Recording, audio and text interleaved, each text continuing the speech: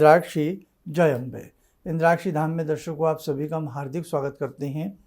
आज के दिन जिन जातकों का जन्मदिवस है, मैरिज एनिवर्सरी है, उन सभी को हमारी तरफ से बहुत बहुत शुभकामनाएं। आज पापा कुंशा एकादशी है और कल भी पापा कुंशा एकादशी रहेगी। जो साधक सूर्य उदय तिथि के हिसाब से एकादशी को मनाते हैं तो मुख्य तौर पर वो कल ही एकादशी मनाएं। अब जैसे स्मार्त और वैष्णव आपने सुना होगा, ये नाम सुना होगा। इस स्मार्त के हिसाब से आज एकादशी है और वैष्णव हिसाब से कल एकादशी है। लेकिन जिनकी धारणा है कि जब सूर्य उदय हो उसके साथ हमें वो तिथि मिले तो भैया फिर कल ही एकादशी मनाना, और कल ही हमने भी फिर एकादशी के बारे में मेन मुख्य रूप से माना है। और कल भी आपको मेन एकादशी का ही हम सारा माध्यम में बताने वाले हैं। आज का जो हमारा सब्जेक्ट है वो है हमारे सूर्य के राशि परिवर्तन का। सूर्य एक महीना अब नीच राशि में होने वाले हैं 17 अक्टूबर से। आज 13 अक्टूबर है। हो सकता है ये कार्यक्रम आप हमारा बाद में भी सुन रहे हों। तो 13 अक्टूबर है आज और 17 अक्टूबर से सूर्य तुला राशि के हो जाएंगे। सूर्य मेष राशि में उच्च के होते हैं और तुला राशि में सूर्य नीच के होते हैं, कमज़ोर पड़ जाते हैं। इसलिए ध्यान रखें, सूर्य बहुत बड़े ग्रह हैं, इनके लिए हमें कुछ खास उपाय कर लेने चाहिए ताकि आपके जीवन में किसी भी प्रकार की दिक्कतें ना आए। तो सारी चीज़ें इस अंक में बताएंगे। तो आइए पहले आज का हम पंचांग देखें। 13 अक्टूबर सन 2024, दिन रविवार, संवत 2081, आश्विन मास, शुक्ल पक्ष, तिथि आज दसवीं और एकादशी दोनों मान के चलें, लेकिन अभी दसवीं तिथि है। अभी सुबह के 7:02 हुए हैं। सुबह के 9:10 के आसपास तक दशमी तिथि है। ये कारण है, अभी एकादशी तिथि नहीं लगी है। एकादशी तिथि लगेगी सुबह 9:10 के बाद। अभी सुबह के 7 के आसपास का टाइम हो रहा है। हो सकता है ये कार्यक्रम बाद में देखें, इसलिए मुझे ये बार बार टाइम बताना पड़ता है। और इसी के साथ साथ नक्षत्र धनिष्ठा है, राहु काल 4:30 से 6 है, दिशा सूल आपका पश्चिम दिशा है। सूर्य प्राणों के कारक हैं, सूर्य पिता के स्वामी हैं, सूर्य ओज तेज के नियंता हैं, सूर्य ब्रह्मांड के नायक हैं। सूर्य एक ऐसे प्रतापी ग्रह हैं, अगर आपकी कुंडली में, आपके बच्चों की कुंडली में या आपके हाथ की रेखाओं में सूर्य कमज़ोर पड़ जाए तो जीवन कमज़ोर बन जाता है। चेहरे के ऊपर मलिनता छा जाती है, चेहरे के ऊपर वो नूर नहीं रहता है, वो चमक नहीं रहती है, वो तेज ओज नहीं रहता, और आपकी वाणी का प्रभाव भी कमज़ोर पड़ जाता है। बहुत सारी ऐसी चीज़ें हैं जो सूर्य कमज़ोर होने से वो चीज़ें कमज़ोर हो जाती हैं। आपका प्रमोशन क्यू में है, डिले हो जाएगा। आपकी जॉब लगने वाली है, डिले हो जाएगी। आपका कोई सरकारी कार्य बनने वाला है, डिले हो जाएगा। इसलिए सूर्य को प्रतापी रहना, सूर्य का बढ़िया रहना बहुत आवश्यक होता है। तो 17 अक्टूबर को जिस समय सुबह 7:42 के आसपास सूर्य कन्या राशि से निकल करके तुला राशि में प्रवेश करेंगे, उस वक्त क्या कुंडली बनेगी, एक नज़र आप वो भी देखें। ये मेष लगन की कुंडली बनाई गई है। द्वितीय भाव में बृहस्पति, तृतीय भाव में मंगल, मिथुन के मंगल, छठे भाव में केतु, सप्तम भाव में आपके सूर्य और बुध आदित्य योग भी बन रहा है। अष्टम भाव में शुक्र, एकादश भाव में शनि स्वराशि के, और द्वादश भाव में चंद्र और राहु। ये बन गई चंद्र ग्रहण की युति ग्रहों के हिसाब से। अब कहने का भाव हमारा आपसे यही है कि अब हमें क्या करना चाहिए जिससे इस सूर्य के नकारात्मक प्रभाव का असर हमारे ऊपर सकारात्मक आए। आपकी राशि मेष हो, आपकी राशि वृषभ हो, कोई भी आपकी राशि हो, लेकिन सूर्य का ये एक माह का जो सफ़र है ये सही रहना चाहिए। और एक चीज़ आपको और बताएं जो शायद बहुत लोगों को नहीं मालूम है कि सूर्य हर साल जब कार्तिक माह में 1 महीने के लिए विचरण करते हैं तो हर वर्ष सूर्य नीच राशि के हो जाते हैं, और इसी को कहते हैं कार्तिक शांति। और कार्तिक शांति में ही सूर्य का पूजन होता है। तो ध्यान रखें, जिनके बच्चे इस माह में पैदा हुए हों, कार्तिक के महीने में, और लगता हो मेरे बच्चे तरक्की नहीं कर पा रहे हैं या आप हुए हों, तो आपको अपने जीवन में एक बार विधि विधान से कार्तिक शांति करा लेनी चाहिए। और जो बच्चे अभी भी इस पूरे एक माह में कार्तिक में होंगे, मान के चले 17 अक्टूबर से 17 नवंबर के बीच की जो पैदाइश होगी, उन्हें भी कार्तिक शांति करा लेनी चाहिए। ये ध्यान रखना इस बात का, है ना। अब कुछ ना कुछ तो आपको हम सोचते ही हैं कि कुछ ना कुछ आपको समझाएं, बताएं। हाँ, ये सब चीज़ें बड़ी अजीब सी लगती हैं कि अब आपका ग्रह आपको मालावान बना देगा, आपका ग्रह आपको छप्पर फाड़ के धन देगा। भैया, एक दिन में कुछ नहीं होता। हमारे लंबे समय के हमारे अपने कर्म होते हैं, कर्म गति के आधार पर हमें फल मिलता है। लेकिन जब ग्रह कोई उच्च का होता है, नीच का होता है, प्रभाव तो उसका आता है, लेकिन ऐसा भी नहीं आता कि हम रंग और राजा बन जाएं एक दिन में, ये भी नहीं होता। बस वो है कि कहने वाली बातें होती हैं सब। तो अब ये एक महीना जो सफ़र का है, इस एक महीने में हम ये ना समझ लें कि बहुत हमारे साथ कुछ अनर्थ होगा, गलत होगा, ऐसा आपको डर नहीं है। लेकिन हाँ, सूर्य हैं, नवग्रहों के राजा हैं, बड़े ग्रह हैं, यदि हम कुछ उनको पॉजिटिव लाने के लिए, उस असर को कम करने के लिए कुछ उपाय कर लें, तो उसमें कोई बहुत बड़ी हर्ज की बात नहीं है। और ये भी ना सोचो कि आपने कोई उपाय कर लिए तो आज रात में ही आपकी लॉटरी लग जाएगी। आजकल ये बड़ा चलन चल पड़ा है, ये बड़ा गलत तरीके से हमें प्रस्तुत किया जाता है कि बस ये कर लो और सुबह ही आप देखो क्या हो जाओगे। होता कुछ भी नहीं है, मैं आपको सही बता रहा हूँ। बड़ा मुझे ऐसा बोलना नहीं चाहिए, लेकिन बेटा इस प्रकार की जो बातें हमें बरगला करके समझाते हैं, आप यकीन मानना बेटे ऐसे नहीं हो सकता। ऐसे सारी दुनिया काम करना बंद कर देगी। बस वो तकिए के नीचे एक लौंग रख के सो जाएगी या बेल का पत्ता सर से घुमा करके ऐसे कोई चढ़ा देगा। बेटा ऐसे नहीं होगा। हाँ, शुभ हिसाब से शुभ कर्म करते रहिए, अच्छे जीवन के उपाय करते रहिए, नेक नीति से चलिएगा, ग्रहों के समय समय पर दान पुण्य करते रहिएगा। बस आप इतना करिए, बाकी भगवान पे छोड़ दीजिए। ये सोचना मूर्खता हो जाएगी कि आज मैंने एक सुपारी चढ़ाई है तो सुबह मुझे सोने की असरफियाँ मिल जाएंगी।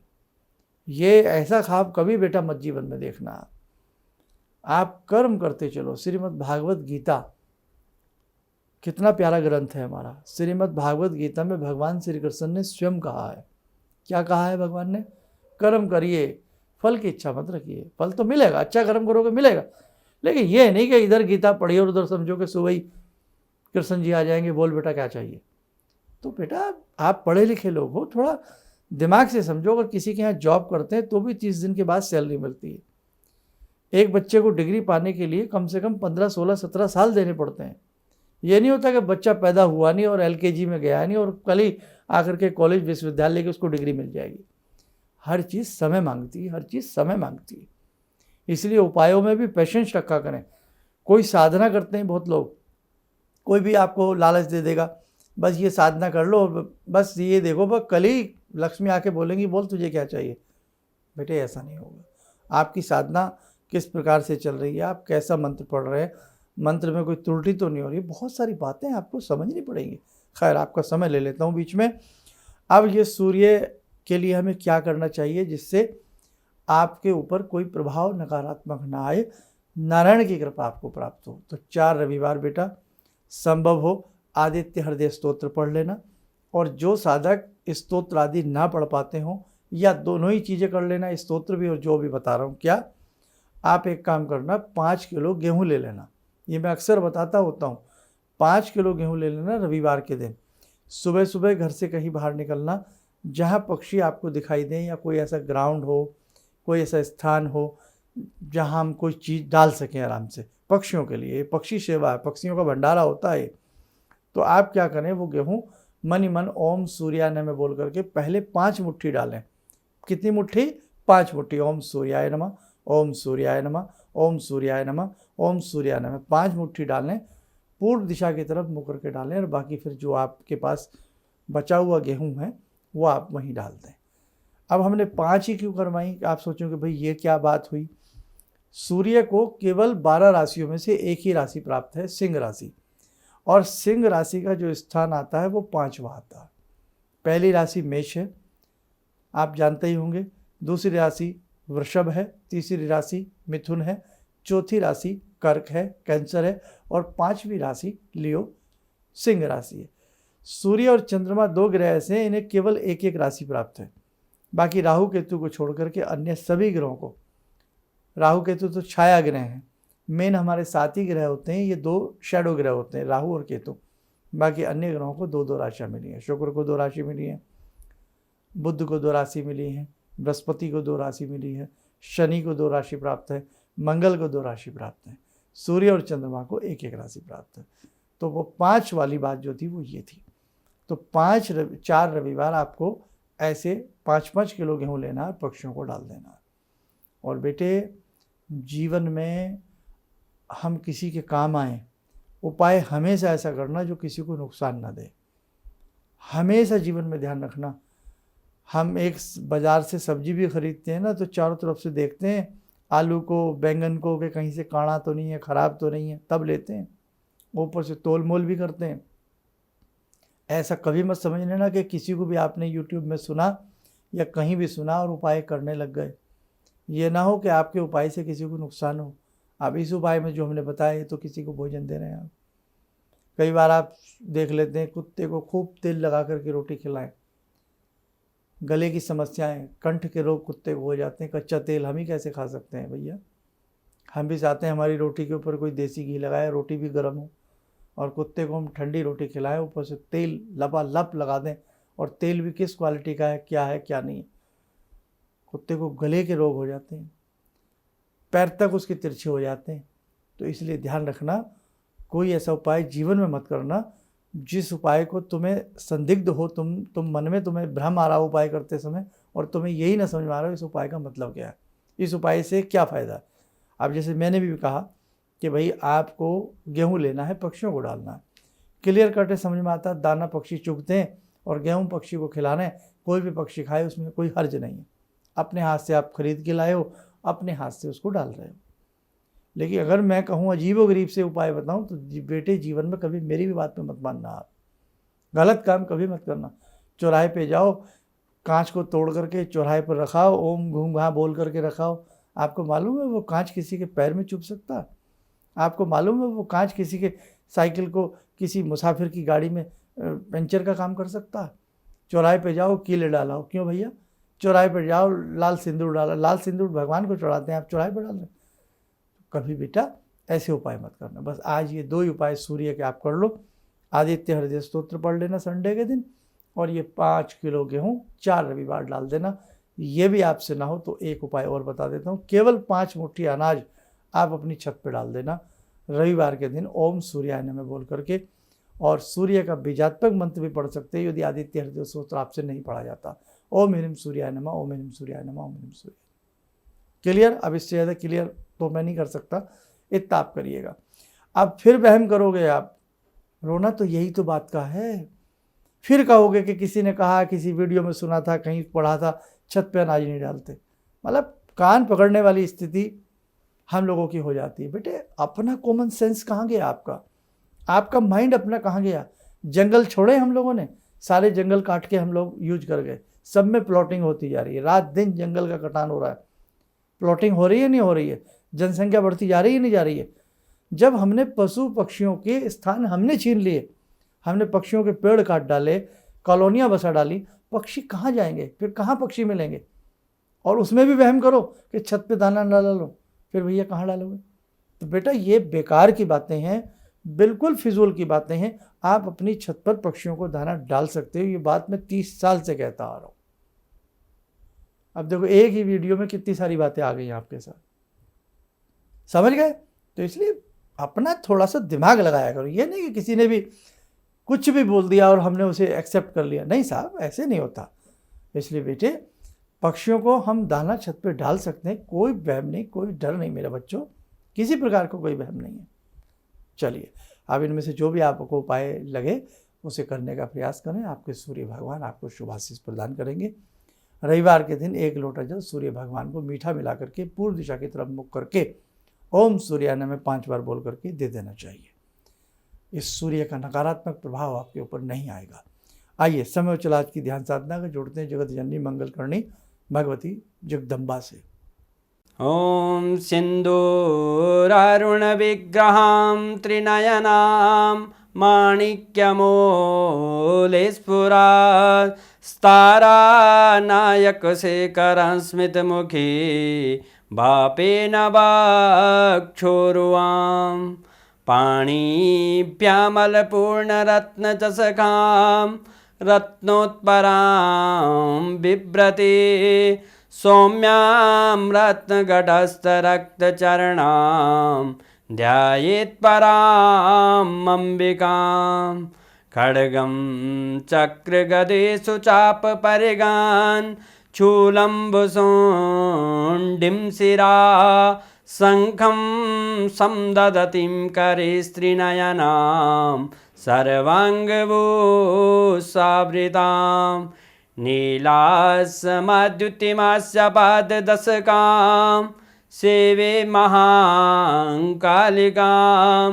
यामास्तो स्वपितैहरो कमलजो हन्तुं मधुं कैटवं विद्युद्दामसमप्रभां मृगपते स्कन्दस्थितां भीषणां कन्या विहकरवालखेटविलसा धस्ताविरासेवितां हस्तैश्चक्रगदाशिखेटविशिखां चापं गुणं तर्जनीं विप्राणामलिलात्मिकां शशिधरां दुर्गां त्रिनेत्रां भजे। कवच बना लें, ध्यान करें। जगत जननी का शुभ आशीष हम सबके ऊपर बरस रहा है।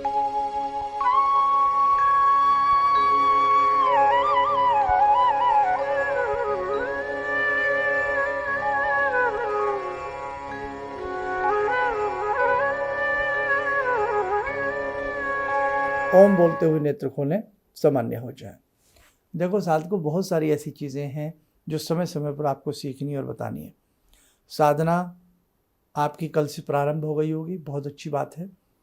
अच्छे से करो बेटा, मन लगा करके करो। नाम पढ़ने में दिक्कत आ रही हो तो ही दुर्गे दुर्गे बोल लो, 5 माला कर लो जैसे बताया है। नहीं तो हमने एक एपिसोड बनाया था कि 31 दिन की साधना किस प्रकार से करें, कैसे जपें भगवती के वो 1008 नाम, तो उसे देख लीजिए। उसमें वीडियो के लास्ट में ब्राह्मणों के द्वारा, आचार्य जी के द्वारा वो नाम बोले गए हैं। आपको बोलने में कठिनाई आ रही हो तो उनके साथ साथ आप वो नाम बोलते रहना। 2-4 दिन की प्रैक्टिस में आप नाम बोलना सीख जाओगे। ठीक है, बस अच्छे से साधना को करना और कुछ पाने के लिए कुछ तप, तितिक्षा, प्रयास, मेहनत करनी पड़ती है। चलिए, आप सब लोग स्वस्थ रहें, सुखी रहें। इन्हीं शुभकामनाओं के साथ हम अपनी वाणी को विराम देते हैं। जय जय अम्बे। गुरु जी से मैं तब से जुड़ा हूँ जब से वो एक चैनल आती थी P7, उसी से मैं जुड़ा हुआ था। और गुरुदेव से हमारी जब मुलाकात हुई तो मैं आश्चर्यचकित रह गया जब उन्होंने हमसे बताया कि आपके साथ ऐसे ऐसे हुई। तो मैं इतना आश्चर्य हो गया कि इन्हें कैसे मालूम, और इतना बढ़िया इन्होंने बताया जिसके वजह से मैं आज तक उनसे प्रभावित हूँ। और इनका बताने का शैली वगैरह इतनी बढ़िया है जो हम अपने क्लास के टीचर से भी उतना बढ़िया नहीं समझ पाते थे। ये हमें बहुत पसंद आई। और दूसरी बात कि इनके साथ जितने भी मैं जुड़ा, जब से जुड़ा रहा, जो भी समस्या आई, मैं बहुत ही अच्छा तरह से मेरे सॉल्व होते चले गए। और आज तक मैं उनके आशीर्वाद से मैं बहुत सुखी हूँ। किसी भी समस्या के समाधान के लिए मिले प्रसिद्ध हस्तरेखा एवं वास्तु विशेषज्ञ प्रोफेसर धर्मेंद्र शर्मा जी से। नोट: शिविर में भाग लेने हेतु एवं व्यक्तिगत रूप से मिलने के लिए कॉल करने का समय सुबह 10 बजे से शाम 6 बजे तक। हमारे विभिन्न ज्ञानवर्धक कार्यक्रम देखने के लिए आप हमें अभी सब्सक्राइब करें, बेल आइकन को प्रेस करें ताकि आप देख सकें हमारा कार्यक्रम सबसे पहले। और अधिक जानकारी के लिए फेसबुक पेज को लाइक करना न भूलें।